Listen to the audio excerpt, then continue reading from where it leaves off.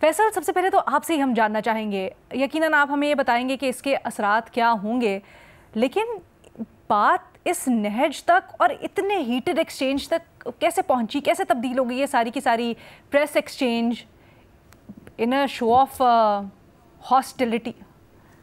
अच्छा, ये बहुत शुक्रिया। अच्छा, ये एक ऐसी चीज़ थी जिसको एक्सपेक्ट किया जा रहा था कि जब ज़ेलेंस्की प्रेसिडेंट ट्रंप से मिलेंगे तो इस तरह का कुछ हो सकता है।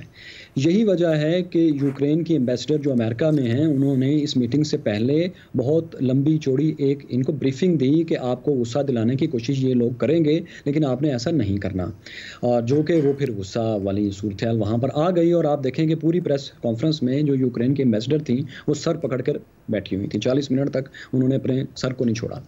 अच्छा, ये इसलिए भी था कि इससे पहले 2 हफ्तों के बीच में प्रेसिडेंट ट्रंप बार बार ज़ेलेंस्की को एक फेल्ड कॉमेडियन और डिक्टेटर कह रहे थे, और जवाब में हल्के फुल्के दबे अल्फाज में यूक्रेनियन प्रेसिडेंट भी ये कह रहे थे कि ये जंग मैंने आपके साथ मिलकर स्टार्ट की थी। तो दूसरे अल्फाज में ये बताना चाह रहे थे कि इसमें से मुझे, अगर आप नहीं निकालना, मुझे निकालना आपके आप लोगों की जिम्मेदारी है। तो ऑलरेडी एक माहौल इस तरह का था जिसमें ये एक्सपेक्ट किया जा रहा था कि ऐसा होगा। फिर ये है कि इसमें डोनाल्ड ट्रंप के मिजाज को भी आप अपने सामने रखें। वो सिर्फ ताकतवर इंसान की इज्जत करना और कमज़ोर की झुकी हुई गर्दन देखना ही पसंद करते हैं। इसके अलावा वो किसी और चीज़ को अच्छा नहीं समझते। वो उस वर्ल्ड व्यू पर यकीन रखते हैं जिसमें ताकतवर की बात मानकर अमन कायम किया जाए। वो कहते हैं कि पीस थ्रू स्ट्रेंथ मेरी पॉलिसी है। और आपको पता है कि पीस थ्रू स्ट्रेंथ दुनिया में बहुत देर नहीं चलता, क्योंकि सिर्फ एक शख्स दुनिया में कभी भी ताकतवर नहीं होता। तो ये एक्सपेक्ट किया जा रहा था, ऐसा नहीं है कि ये आउट ऑफ ब्लू हो गया।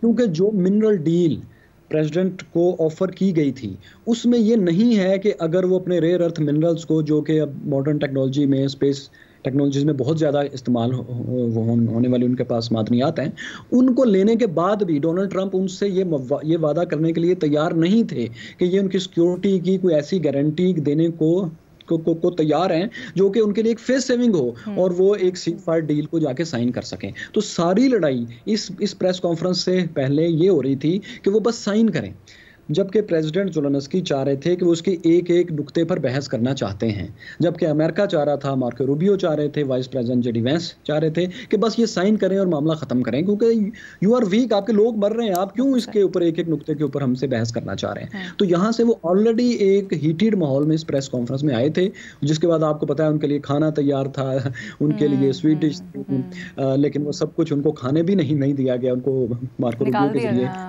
कहा गया कि आप जाएं। ऑल्सो फिर उसके बाद वो जो प्रेस कॉन्फ्रेंस स्केड्यूल थी अगले दिन, वो भी उन्होंने पोस्टपोन कर दी। पोस्टपोन नहीं बल्कि अब तो खत्म ही हो गई। अब तो सब कुछ खत्म है ना। अब तो ये कुछ, अब तो कल उन्होंने जाना है लंदन। लंदन में अब जो बात होगी वो इसके फ्यूचर का आपको एक रुख बताएगी। लेकिन आप फिर भी एक बात नोट कर लें कि ज़ेलेंस्की अब मजीद नहीं चल सकेंगे। अच्छा, बट आप इसके असरात क्या देख रहे हैं? रशिया, यूक्रेन और सारी चीज के ऊपर, रशिया का भी इसके ऊपर रद्द अमल आया, उसको भी इसमें जमा खातिर कर लेते हैं। देखें, एक बात आप अपने सामने रखें। रशिया बहुत पावरफुल है, 14 करोड़ से ऊपर की आबादी है, बहुत बड़ी जंगी मशीनरी है यूक्रेन के मुकाबले में। उसको कोई खास फर्क नहीं पड़ेगा। जो 18 से 20% एरिया यूक्रेन का ले चुका है, उसको कोई उससे वापस नहीं छीन सकता। अमेरिका को भी कोई खास फर्क नहीं पड़ने वाला। जिस चीज़ को फर्क पड़ेगा, आप नोट करें कि वो यूरोप की फॉरेन पॉलिसी है। यूरोप की फॉरेन पॉलिसी में अब तक डिफेंस का सबसे बड़ा नाम अमेरिकन गारंटी थी।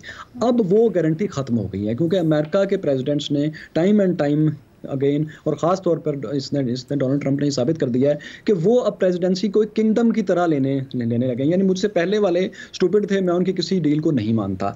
अब यूरोप की जो फॉरेन पॉलिसी है वो उसमें अब बहुत बड़ा चेंज देखेंगे। खा अमेरिका में अगली दफ़ा ओबामा टाइप भी कोई प्रेसिडेंट क्यों ना आ जाए। अब ये जो चेंज सबसे बड़ा इस प्रेस कॉन्फ्रेंस के बाद आएगा वो यूरोप की फॉरेन पॉलिसी में आएगा, क्योंकि आप देखिए कि उनकी फॉरेन पॉलिसी चीफ ने कह भी दिया है कि अब हमें फ्री वर्ल्ड के लिए नया लीडर चाहिए, हम अमेरिका पर भरोसा नहीं कर सकते। That is an interesting point. इसके ऊपर आगे जाके मजीद डिलिबरेट करते हैं। बट मज़हर अब्बास साहब, आप किस तरह से देख रहे हैं इस सारी स्पैट के असरात? मैं तो एंजॉय कर रहा हूँ डोनाल्ड ट्रंप को और उनके दौर को, और आगे भी बड़ी मज़े की चीज़ें आएंगी, बहुत सरप्राइजें आएंगे। देखें, इस मामले पे जो कुछ हुआ उसमें हमें नज़र ये आ रहा है कि अब यूरोप जो है वो पूरा उनके साथ खड़ा है, ट्रंप के अगेंस्ट खड़ा हो जाएगा। ज़ाहिर है कोई लड़ाई वगैरह की बात मसला नहीं है इसमें, लेकिन इंटरेस्टिंग है रूस और डोनाल्ड ट्रंप का एक ज़बान होना, ये सबसे इंटरेस्टिंग इसमें है। लेकिन जो गुफ्तगू है, जो पूरा कंडक्ट है, वो not unlike US president but unlike US president, लेकिन purely the typical Donald Trump style of diplomacy है, और वो कोई भी सरप्राइज़ कर सकते हैं किसी के साथ भी। गाज़ा के बारे में उनका आप सोचें कि कहाँ जहाँ 50,000 लोग जो है जिसमें बच्चे शामिल हैं, सब हैं हो गए, और वो गाज़ा की ज़मीन को किस तरह जो है देख रहे हैं।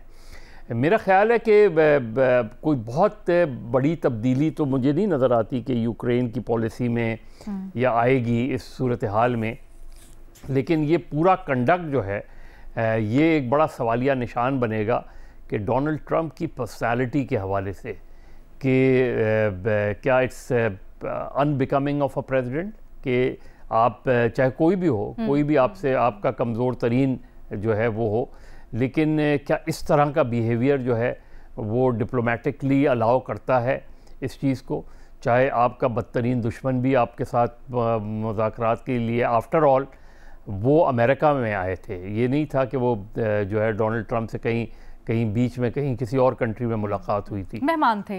हाँ मेहमान थे, मतलब आप डिप्लोमेटिक अंदाज में ही आप कोई सख्त ज़बान भी इस्तेमाल कर सकते हैं उसमें।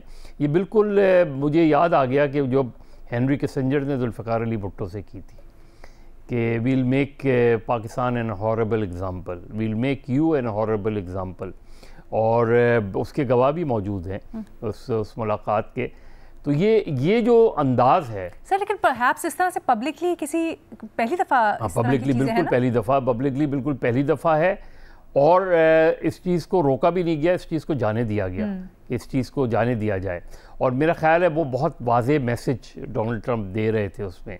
लेकिन ये बड़ा इंटरेस्टिंग होगा इस चीज़ को एनालाइज करना, क्योंकि अगर आपको याद हो कि रूस का और अमेरिका का तनाज़ा यूक्रेन पे क्या बना था, और आज रूस अमेरिकी सदर की तारीफ़ कर रहा है, अमेरिकी सदर के कंडक्ट की तारीफ़ कर रहा है, और कि उसने यूक्रेन के सदर को शटअप कॉल दी उसमें।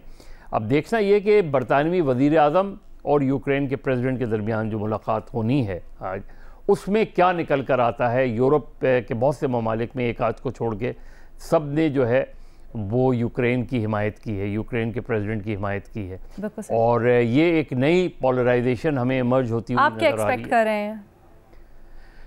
देखिए जाहिर है इसमें कोई यूरोप के अपने प्रॉब्लम्स हैं। देखना यह है कि बड़ा इंटरेस्टिंग डेवलपमेंट होगी कि पुतिन और डोनाल्ड ट्रंप जो है वो इस पूरे इशू को किस तरह रिजॉल्व कर सकते हैं। एक चीज़ तो डोनाल्ड ट्रंप की बहुत क्लियर है ना कि वो उन्होंने पहले भी जब पहली मरतबा बने थे और अब भी उन्होंने ये बिल्कुल वाज़े तौर पे कहा था कि वो एक एंटी वॉर हैं और वो नहीं चाहते, वो दुनिया में जंग ख़त्म करवाना चाहते हैं।